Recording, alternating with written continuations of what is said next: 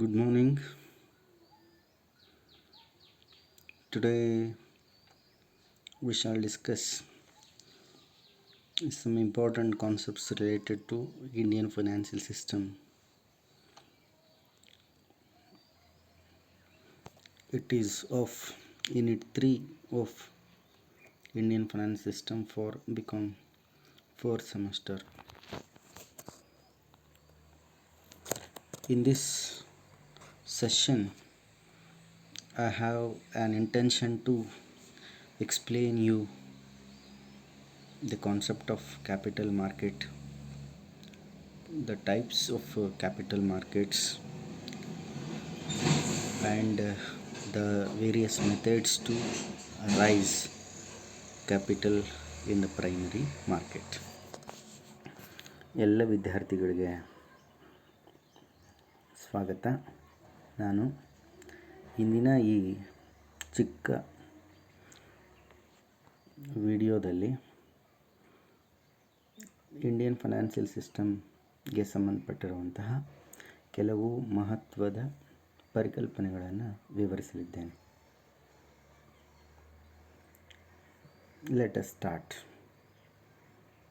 Capital markets. As you all know, there are two types of financial markets. One is money market and another one is capital market.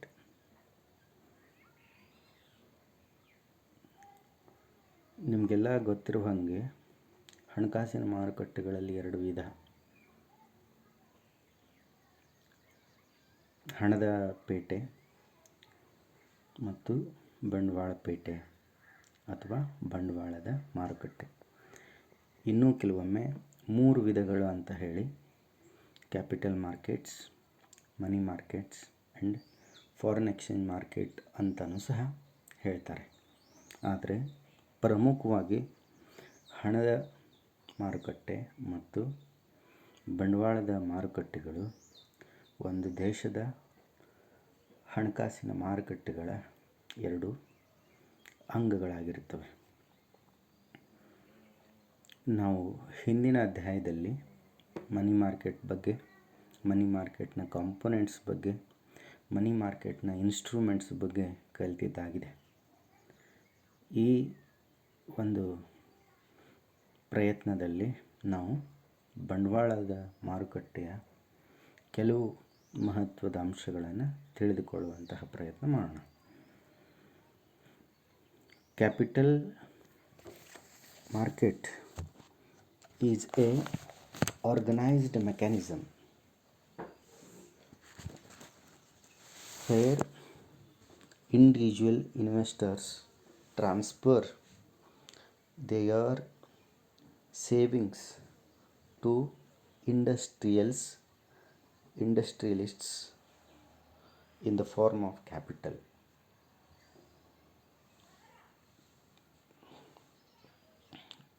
ಒಂದು ದೇಶದಲ್ಲಿ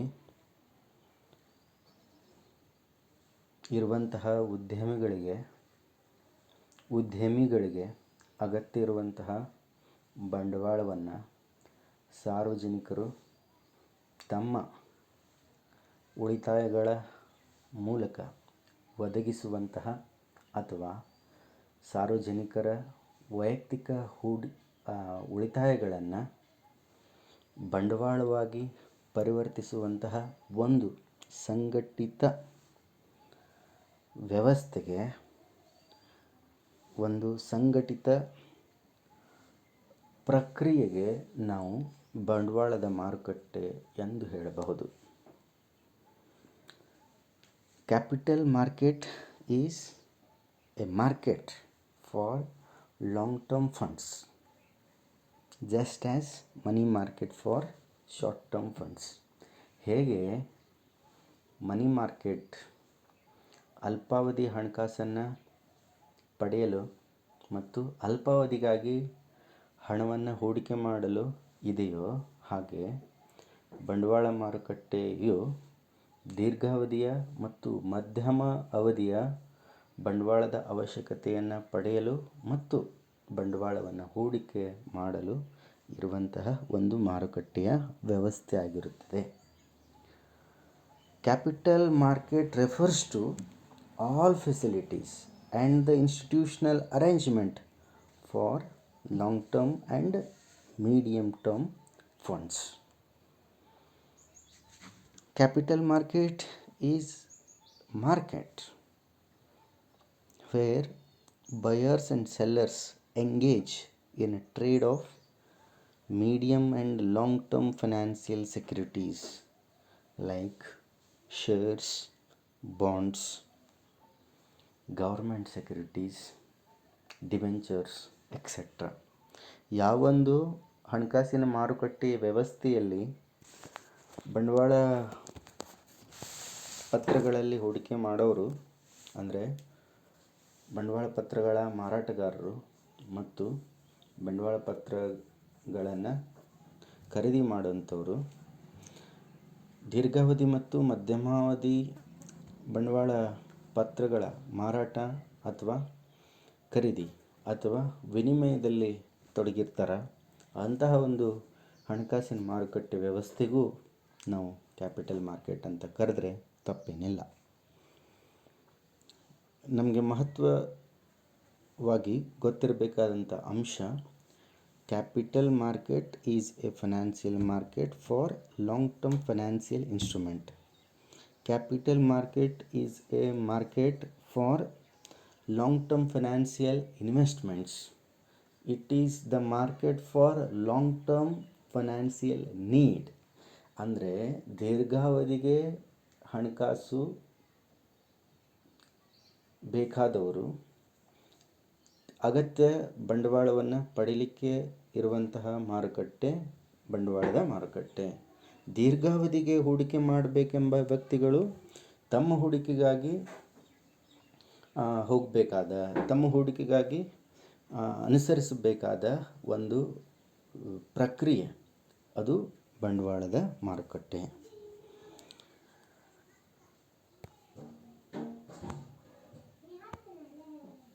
ಈ capital market also bean classified into 2 segments. ಈ capital ಮಾರ್ಕೆಟನ್ನು ಸಹ 2 ಭಾಗಗಳಾಗಿ ವಿಂಗಡಿಸಿ ಅಧ್ಯಯನ ಮಾಡಬಹುದು ಅಥವಾ ಪ್ರತ್ಯೇಕಿಸಿ ನೋಡಬಹುದು. Primary market and secondary market ಅಂತ. ಅಂದರೆ there are 2 types in capital market. One is primary market and another one is secondary market. ನಾವು ಒಟ್ಟು ಬಂಡವಾಳ ಪೇಟೆಯನ್ನು ಅಥವಾ ಬಂಡವಾಳ ಮಾರುಕಟ್ಟೆಯನ್ನು ವಿಭಾಗಿಸಿ ನೋಡುವುದಾದರೆ ಅದನ್ನು 2 ಥರನಾಗಿ ನಾವು ವಿಭಾಗಿಸಬಹುದು, 2 ತರಹದ ಮಾರುಕಟ್ಟೆಗಳಾಗಿಸಬಹುದು. ಪ್ರಾಥಮಿಕ ಮಾರುಕಟ್ಟೆ ಮತ್ತು ಆನುಷಂಗಿಕ ಮಾರುಕಟ್ಟೆ ಅಂತ. ಈಗ ಪ್ರೈಮರಿ ಮಾರ್ಕೆಟ್ ಅಂದರೆ ಏನೋ ಬಗ್ಗೆ ನೋಡೋಣ.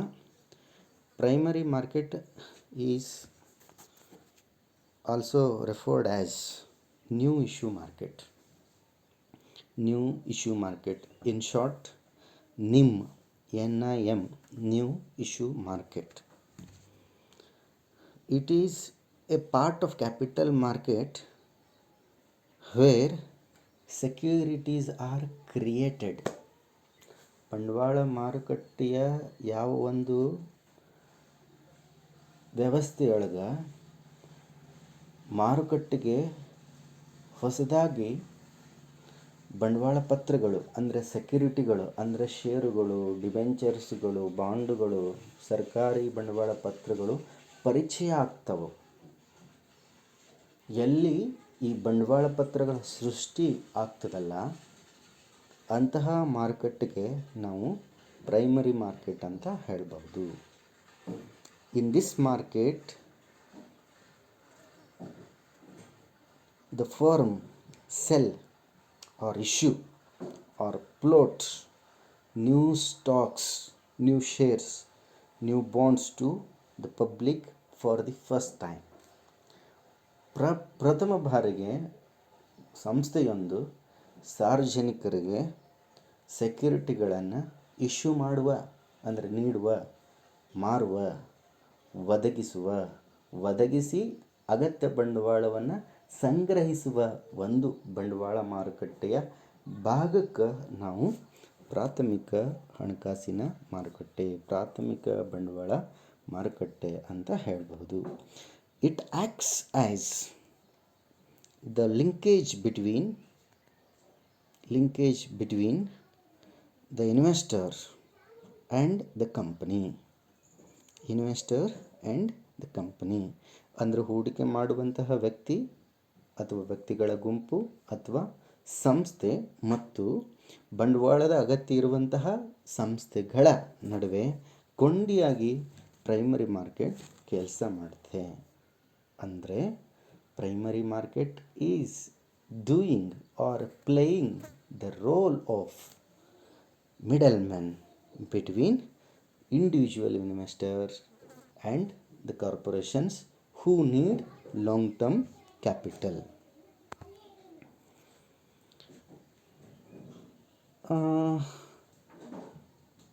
ಪ್ರೈಮರಿ ಮಾರ್ಕೆಟ್ ಹೇಗಿರ್ತದೆ, how it looks, what it does ಅನ್ನುವ ಬಗ್ಗೆ ನಾವು ತಿಳ್ಕೊಳ್ಬೇಕು ಅಂದರೆ we should know the nature of primary market. As we all know, it is related to new issue. ಹೊಸ ನೀಡಿಕೆಗೆ ಸಂಬಂಧಪಟ್ಟಿರ್ತಕ್ಕಂತಹ ಒಂದು ಬಂಡವಾಳ ಮಾರುಕಟ್ಟೆಯ ಭಾಗ ಇದಾಗಿರ್ತದೆ. It has no particular place.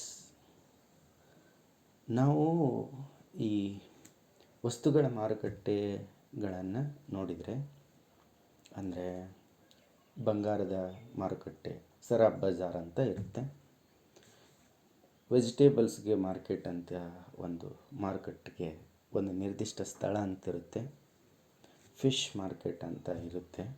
ಅಂದರೆ ಎಲ್ಲ ಮಾರುಕಟ್ಟೆಗಳು ಒಂದು ಪರ್ಟಿಕ್ಯುಲರ್ ಪ್ಲೇಸನ್ನು ಹೊಂದಿರ್ತವೆ. ಆದರೆ ಪ್ರೈಮರಿ ಮಾರ್ಕೆಟ್ಗೆ ಅಥವಾ ಕ್ಯಾಪಿಟಲ್ ಮಾರ್ಕೆಟ್ಗೆ ಅಥವಾ ಫೈನಾನ್ಷಿಯಲ್ ಮಾರ್ಕೆಟ್ಗೆ ಯಾವುದೇ ಒಂದು ನಿರ್ದಿಷ್ಟ ಸ್ಥಳ ಅನ್ನುವಂಥದ್ದು ಇರುವುದಿಲ್ಲ. ಯಾವೊಂದು ಪ್ರಕ್ರಿಯೆಯಲ್ಲಿ, ಯಾವೊಂದು ವ್ಯವಸ್ಥೆಯಲ್ಲಿ, ಯಾವೊಂದು ಜೋಡಣೆಯಲ್ಲಿ ಅಂದರೆ ಅರೇಂಜ್ಮೆಂಟ್ನಲ್ಲಿ ಈ ಹಣಕಾಸನ್ನು ಹೂಡುವವರು ಮತ್ತು ಹಣಕಾಸನ್ನು ಪಡೆಯೋರು ತಮ್ಮ ಚಟುವಟಿಕೆಗಳನ್ನು ಬಗೆಹರಿಸ್ಕೊಳ್ತಾರೆ, ತಮ್ಮ ಚಟುವಟಿಕೆಗಳನ್ನು ಜಾರಿಗೊಳಿಸ್ತಾರೆ, ತಮ್ಮ ಚಟುವಟಿಕೆಗಳನ್ನು ಸೆಟಲ್ ಮಾಡ್ಕೊಳ್ತಾರೆ, ತಮ್ಮ ಚಟುವಟಿಕೆಗಳನ್ನು ಕಂಪ್ಲೀಟ್ ಮಾಡ್ಕೊಳ್ತಾರೆ. ಆ ಎಲ್ಲ ವ್ಯವಸ್ಥೆ, ಆ ಎಲ್ಲ ಕೇಂದ್ರ, ಆ ಎಲ್ಲ ಪ್ರಕ್ರಿಯೆ ಮೆಕ್ಯಾನಿಸಮ್ಗೆ ನಾವು ಮಾರ್ಕೆಟ್ ಅಂತ ಹೇಳಬಹುದು. ಅಂದ್ರೆ primary market is not restricted to any particular place. And primary market has various methods to float the securities. It has various techniques or processes to raise the funds or to issue the securities. ಅಂದರೆ primary ಮಾರ್ಕೆಟ್ನಲ್ಲಿ ಸಂಸ್ಥೆಗಳು ತಮಗೆ ಅಗತ್ಯ ಇರುವಂತಹ ಬಂಡವಾಳವನ್ನು ಸೇಕರಿಸಲು, ಸಂಗ್ರಹಿಸಲು ಹಲವು ಬೇರೆ ಬೇರೆ ವಿಧಾನಗಳನ್ನು ಅನುಸರಿಸುವಂತಹ ವ್ಯವಸ್ಥೆಯನ್ನು ಪ್ರೈಮರಿ ಮಾರ್ಕೆಟ್ ಹೊಂದಿದೆ. ನಿಮಗೀಗಾಗಲೇ ಹೇಳಿದ ಹಾಗೆ there are two types in capital market. One is primary market and another one is secondary market. ಈ ಪ್ರೈಮರಿ ಮತ್ತು ಸೆಕೆಂಡರಿ ಮಾರ್ಕೆಟ್ನ ಎರಡು ನಾವು ನೋಡಿದರೆ, primary market comes first, then secondary market comes. It means primary market comes before secondary market. Secondary market is like second hand securities market. The new securities are being traded in primary market and the securities which are issued in primary market are being traded in secondary market. ಯಾವ ಸೆಕ್ಯುರಿಟಿಗಳನ್ನು primary ಮಾರ್ಕೆಟ್ನಲ್ಲಿ ಈಗಾಗಲೇ ನೀಡಲ್ಪಡಲಾಗಿದೆ, ಯಾವುಗಳು ಈಗಾಗಲೇ primary ಮಾರ್ಕೆಟ್ನಲ್ಲಿ ಸೆಕ್ಯುರಿಟಿಗಳು ಸೃಷ್ಟಿಯಾಗಿವೆ, ಅವುಗಳನ್ನು ಮತ್ತೆ ಮರು ಮಾರಾಟ ಮಾಡಲಿಕ್ಕೆ ಅಂತ ಇರುವಂತಹ ಮಾರ್ಕೆಟ್ಗೆ ನಾವು ಸೆಕೆಂಡರಿ ಮಾರ್ಕೆಟ್ ಅಂತ ಹೇಳ್ತೀವಿ. ಅಂದರೆ ಪ್ರೈಮರಿ ಮಾರ್ಕೆಟು ಸೆಕೆಂಡರಿ ಮಾರ್ಕೆಟ್ಗಿಂತ ಮೊದಲೇ ಬರುತ್ತೆ ಅನ್ನುವಂಥದ್ದು ಒಂದು ಅದರ ಲಕ್ಷಣ. ಇಷ್ಟು ನೇಚರ್ ಆಫ್ ಪ್ರೈಮರಿ ಮಾರ್ಕೆಟ್. ನಿಮ್ಗೆ ನಾನು ನೇಚರ್ ಹೇಳುವಾಗ ಹೇಳಿದೆ, primary market has various methods of floating capital. ಅಂದರೆ ಪ್ರೈಮರಿ ಮಾರ್ಕೆಟ್ನಲ್ಲಿ ಬೇರೆ ಬೇರೆ ವಿಧಾನಗಳನ್ನು, ಪದ್ಧತಿಗಳನ್ನು, ಪ್ರಕ್ರಿಯೆಗಳನ್ನು ಅನುಸರಿಸಿ ದೀರ್ಘಾವಧಿ ಮತ್ತು ಮಧ್ಯಮಾವಧಿ ಬಂಡವಾಳವನ್ನು ಸಂಗ್ರಹಿಸಲಾಗ್ತದೆ ಅಂತ ಹೇಳಿದೆ. ಅವುಗಳಲ್ಲಿ ಬಹಳಷ್ಟು ಪ್ರಮುಖ ಆದಂಥವು ಅಂದರೆ public issue, right issue, private placements and preferential allotment. Primary ಮಾರ್ಕೆಟ್ನಲ್ಲಿ ಒಂದು ಉದ್ಯಮ ಸಂಸ್ಥೆ ತನಗೆ ಬೇಕಾಗಿರುವಂತಹ ಅಗತ್ಯ ಬಂಡವಾಳವನ್ನು ಸಂಗ್ರಹಿಸಲು ಈ 4 ತೆರನಾದಂತಹ ಮಹತ್ವದ ಮೆಥಡ್ಸ್ಗಳನ್ನು, ವಿಧಾನಗಳನ್ನು, ಪ್ರಕ್ರಿಯೆಗಳನ್ನು ಪಾಲಿಸಿ ಹಣನ, ಬಂಡವಾಳವನ್ನು ಸಂಗ್ರಹಿಸಬಹುದು. ಅವುಗಳು ಹೇಗಿರ್ತದೆ ಅನ್ನೋದನ್ನು ಮುಂದೆ ನೋಡೋಣ. Public issue is a method of raising capital in primary market. Public issue ಅನ್ನೋದು ಸಾರ್ವಜನಿಕರಿಂದ ಕಂಪನಿಯೊಂದು, ಸಂಸ್ಥೆಯೊಂದು ಬಂಡವಾಳವನ್ನು ರೇಸ್ ಮಾಡಲಿಕ್ಕೆ ಇರುವಂಥ ಒಂದು method. Public issue means raising funds directly from the public. ಸಾರ್ವಜನಿಕರಿಂದ ಸಂಸ್ಥೆಯೊಂದು ನೇರವಾಗಿ ಬಂಡವಾಳವನ್ನು ಸಂಗ್ರಹಿಸುವಂಥದ್ದಕ್ಕೆ, ಅಂದರೆ ಸಾರ್ವಜನಿಕರಿಗೆ ನೇರವಾಗಿ ಸಂಸ್ಥೆಯೊಂದು ಬಂಡವಾಳ ಪತ್ರಗಳನ್ನು ನೀಡಿ, ಅಂದರೆ ಶೇರ್ಗಳನ್ನು ನೀಡಿ, ಡಿಬೆಂಚರ್ಸ್ಗಳನ್ನು ನೀಡಿ, ಬಾಂಡ್ಸ್ಗಳನ್ನು ನೀಡಿ ಅಗತ್ಯ ಬಂಡವಾಳವನ್ನು ಸಂಗ್ರಹಿಸುವಂಥದ್ದಕ್ಕೆ ನಾವು ಪಬ್ಲಿಕ್ ಇಶ್ಯೂ ಅಂತ ಹೇಳಬಹುದು. Under this method the company invites subscription from the public through issue of prospectus.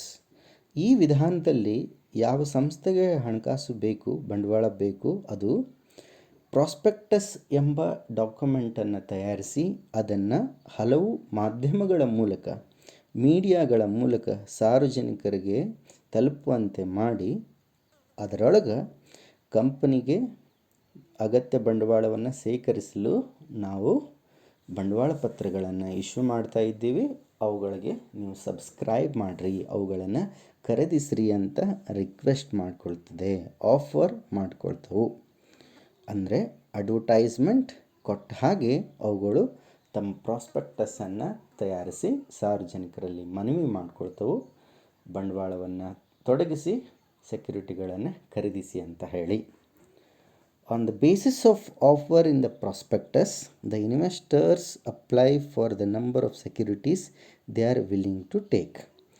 ಪ್ರಾಸ್ಪೆಕ್ಟಸನ್ನು ಓದಿದಂಥ, ನೋಡಿದಂಥ, ಹೊಂದಿದಂತಹ ಹೂಡಿಕೆದಾರರು ಆಸಕ್ತರಾಗಿದ್ದಲ್ಲಿ ಸಂಸ್ಥೆಯ ಸೆಕ್ಯುರಿಟಿಗಳಿಗಾಗಿ ಅರ್ಜಿಯನ್ನು ಸಲ್ಲಿಸಬಹುದು.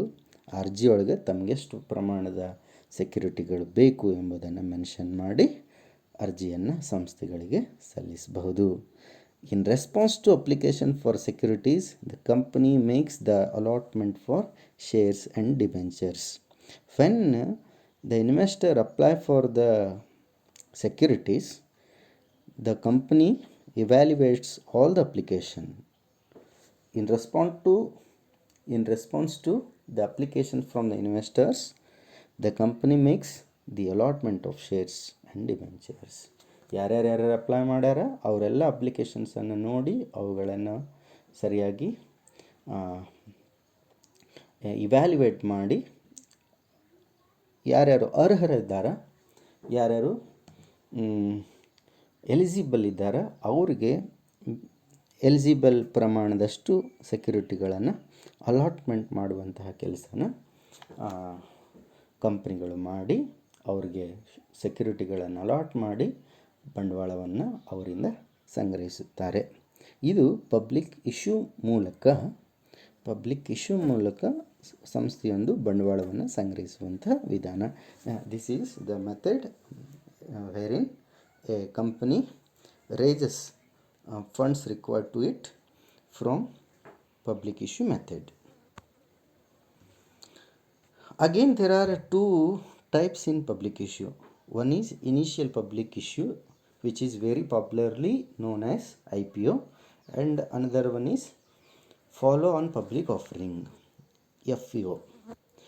The popular public issue method is initial public issue, IPO, and the other one is follow on public offering, FPO.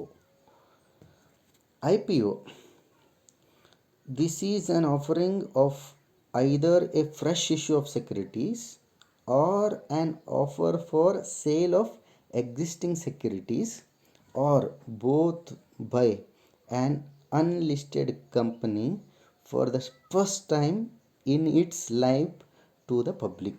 ಒಂದು ಸಂಸ್ಥೆಯೊಂದು ತನ್ನ ಜೀವಿತ ಅವಧಿಯಲ್ಲಿಯೇ ಪ್ರಪ್ರಥಮ ಬಾರಿಗೆ ಒಂದು ಸಂಸ್ಥೆ, ಅದರಲ್ಲೂ ಯಾದೀಕರಣಗೊಂಡಿರುವಂತಹ ಸಂಸ್ಥೆ ಅಂದರೆ ಸೆಕ್ಯೂರಿಟಿ ಎಕ್ಸ್ಚೇಂಜ್ಗಳಲ್ಲಿ ನೋಂದಣಿ ಆಗದಂತಹ ಒಂದು ಸಂಸ್ಥೆ, ಅದಕ್ಕೆ ನಾವು ಅನ್ಲಿಸ್ಟೆಡ್ ಕಂಪ್ನಿ ಅಂತ ಹೇಳ್ತೀವಿ.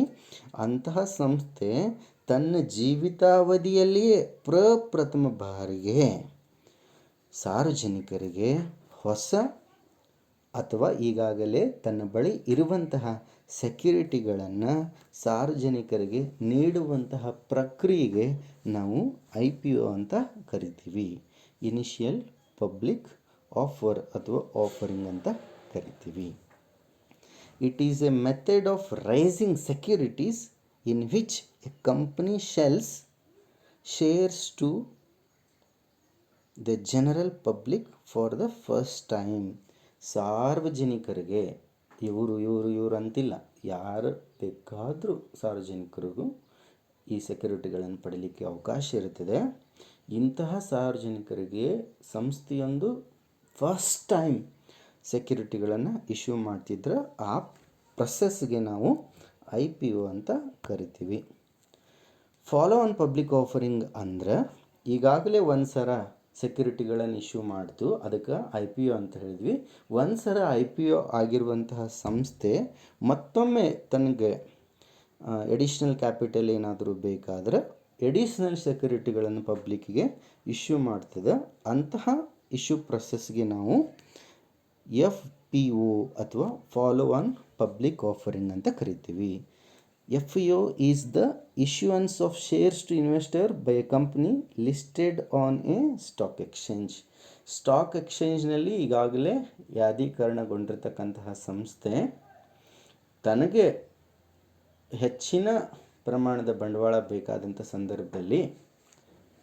ಸಂದರ್ಭದಲ್ಲಿ ಸಾರ್ವಜನಿಕರಿಗೆ ನೇರವಾಗಿ ಸೆಕ್ಯೂರಿಟಿಗಳನ್ನು ಇಶ್ಯೂ ಮಾಡಿ ನೇರವಾಗಿ ಬಂಡವಾಳವನ್ನು ಸಂಗ್ರಹಿಸುವಂತಹ ಒಂದು ಪ್ರಕ್ರಿಯೆಗೆ ನಾವು ಫಾಲೋ ಆನ್ ಪಬ್ಲಿಕ್ ಆಫರಿಂಗ್ ಅಥವಾ FPO ಅಂತ ಕರೀಬಹುದು. ಈ ಪ್ರೈಮರಿ ಮಾರ್ಕೆಟ್ನಲ್ಲಿ ಕ್ಯಾಪಿಟಲನ್ನು ರೇಸ್ ಮಾಡಲಿಕ್ಕೆ 4 ಮೆಥಡ್ಸ್ ಹೇಳಿದೆ. ಅದರಲ್ಲಿ ಫಸ್ಟ್ ಒನ್ ಯಾವುದು? ಪಬ್ಲಿಕ್ ಇಶ್ಯೂ ಆಗಿತ್ತು.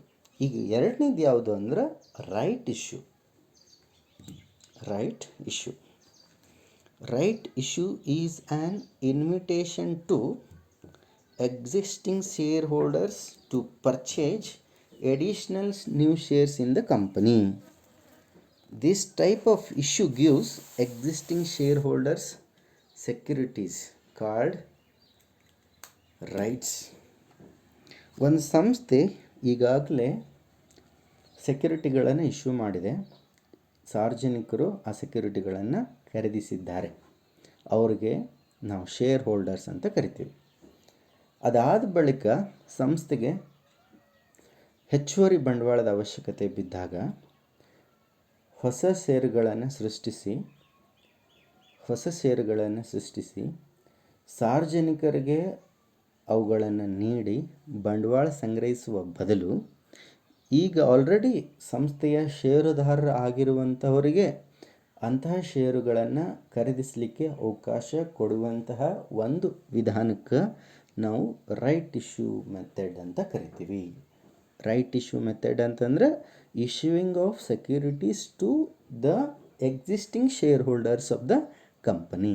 ಈಗಾಗಲೇ ಶೇರ್ ಹೋಲ್ಡರ್ ಆಗಿರುವಂತಹವರಿಗೆ ಮತ್ತೊಂದಿಷ್ಟು ಸೆಕ್ಯೂರಿಟಿಗಳನ್ನು ಖರೀದಿಸಿ ಸಂಸ್ಥೆಯಲ್ಲಿ ಅವರ ಹಕ್ಕುಗಳ ಪ್ರಮಾಣ ಹೆಚ್ಚಿಸಲಿಕ್ಕೆ ಅವಕಾಶ ಮಾಡಿಕೊಡುವಂತಹ ಒಂದು ಪ್ರಕ್ರಿಯೆಗೆ ನಾವು ರೈಟ್ ಇಶ್ಯೂ ಅಂತ ಕರಿತೀವಿ.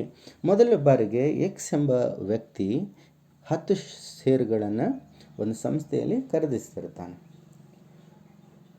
ಅಂತಹ ಎಕ್ಸ್ ಎಂಬ ವ್ಯಕ್ತಿಗೆ ಮತ್ತೊಮ್ಮೆ ಸಂಸ್ಥೆ ನಮಗೆ ಇನ್ನೂ ಹೆಚ್ಚಿನ ಬಂಡವಾಳ ಬೇಕಾಗಿದೆ, ನಾವು ಅದಕ್ಕಾಗಿ ಮತ್ತೊಂದಿಷ್ಟು ಶೇರ್ಸ್ಗಳನ್ನು ಇಶ್ಯೂ ಮಾಡಬೇಕಾಗಿದೆ, ಆ ಹೊಸ ಷೇರುಗಳನ್ನು ಬೇರೆ ಜನರಿಗೆ ವಿತರಿಸುವ ಬದಲು ನಿಮ್ಗೆ ಇಶ್ಯೂ ಮಾಡ್ತೀವಿ, ದಯಮಾಡಿ ನೀವು ಅಗತ್ಯ ಬಂಡವಾಳವನ್ನು ನೀಡಿ ನಮ್ಮ ಹತ್ರ ಸೆಕ್ಯೂರಿಟಿಗಳನ್ನು ತಗೊಳ್ರಿ ಅಂತ ರಿಕ್ವೆಸ್ಟ್ ಮಾಡಿಕೊಂಡ್ರೆ, ಇನ್ವಿಟೇಷನ್ ಕೊಟ್ಟರೆ, ಆಫರ್ ಮಾಡಿದರೆ ಅದಕ್ಕೆ ನಾವು ರೈಟ್ ಇಶ್ಯೂ ಅಂತ ಹೇಳ್ಬೋದು. ಮತ್ತು ಮೂರನೇ ಮೆಥಡು ಅಂದರೆ third method is preferential allotment.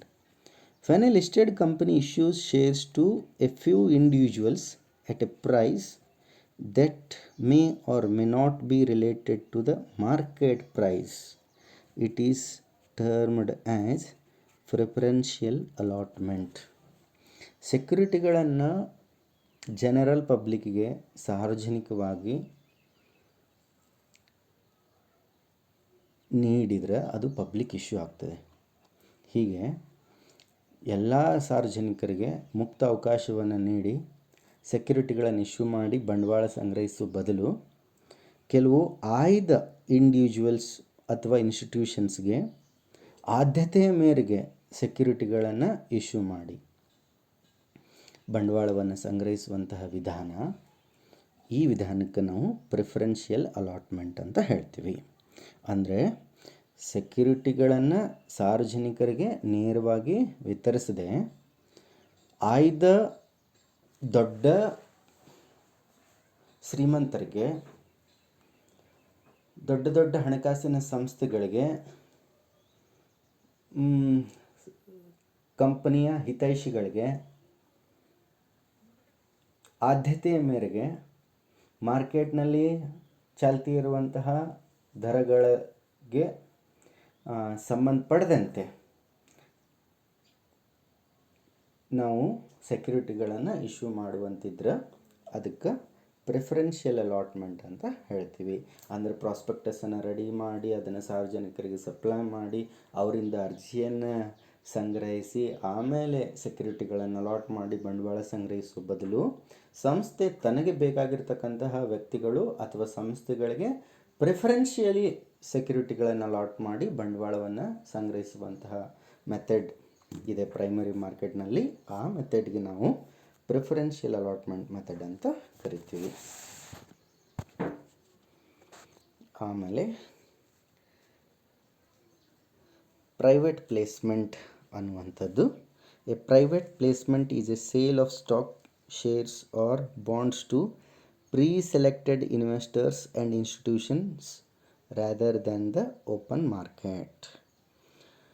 ಮೊದಲೇ ನಿಶ್ಚಯಿಸಿದಂತಹ ಹೂಡಿಕೆದಾರರು ಅಥವಾ ಸಂಸ್ಥೆಗಳಿಗೆ ಕಂಪನಿಯ ಎಲ್ಲ ಸೆಕ್ಯೂರಿಟಿಗಳನ್ನು ಮಾರಿ ಹಣ ಸಂಗ್ರಹಿಸುವಂತಹ ಮೆಥಡ್ಗೆ ನಾವು ಪ್ರೈವೇಟ್ ಪ್ಲೇಸ್ಮೆಂಟ್ ಅಂತ ಕರಿಬೋದು.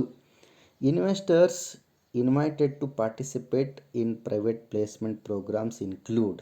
ಅಂದರೆ ಈ ಒಂದು ಮೆಥಡ್ನಲ್ಲಿ ನಾವು ಆಹ್ವಾನ ನೀಡುವಂತಹ ಹೂಡಿಕೆದಾರರು ಯಾರಾಗಿರ್ತಾರೆ ಅಂದರೆ ವೆಲ್ದಿ ಇಂಡಿವಿಜುವಲ್ಸ್ ಅಂದರೆ ಶ್ರೀಮಂತರು, ದೊಡ್ಡ ದೊಡ್ಡ ಬ್ಯಾಂಕ್ಗಳು, ಹಣಕಾಸಿನ ಸಂಸ್ಥೆಗಳು, ಮ್ಯೂಚುವಲ್ ಫಂಡ್ಸ್ಗಳು ಮತ್ತು ವಿಮಾ ಸಂಸ್ಥೆಗಳಾಗಿರ್ತವೆ. ಅಂದರೆ ಸೆಕ್ಯೂರಿಟಿಗಳನ್ನು ಇಶ್ಯೂ ಮಾಡೋಕ್ಕಿಂತ ಪೂರ್ವದಲ್ಲಿನ ಇಂತಹವ್ರಿಗೆ ನಾವು ಹೊಸ ಸೆಕ್ಯೂರಿಟಿಗಳನ್ನು ನೀಡಬೇಕು ಅಂತ ನಿಶ್ಚಯಿಸಿ ಸೆಕ್ಯುರಿಟಿಗಳನ್ನು ಇಶ್ಯೂ ಮಾಡುವಂತಹ ಸಮಯದಲ್ಲಿ ಯಾರಿಗೆ ನಾವು ಮೊದಲೇ ನಿರ್ಧರಿಸಿರ್ತೀವಲ್ಲ ಅಂಥ ಸಂಸ್ಥೆಗಳಿಗೆ ಅಥವಾ ಇಂಡಿವಿಜುವಲ್ಸ್ಗೆ ಸೆಕ್ಯುರಿಟಿಗಳನ್ನು ಪ್ರೈವೇಟಾಗಿ ನಾವು ಇಶ್ಯೂ ಮಾಡುವಂತಿದ್ರೆ ಅದಕ್ಕೆ ನಾವು ಪ್ರೈವೇಟ್ ಪ್ಲೇಸ್ಮೆಂಟ್ ಅಂತ ಕರಿತೀವಿ.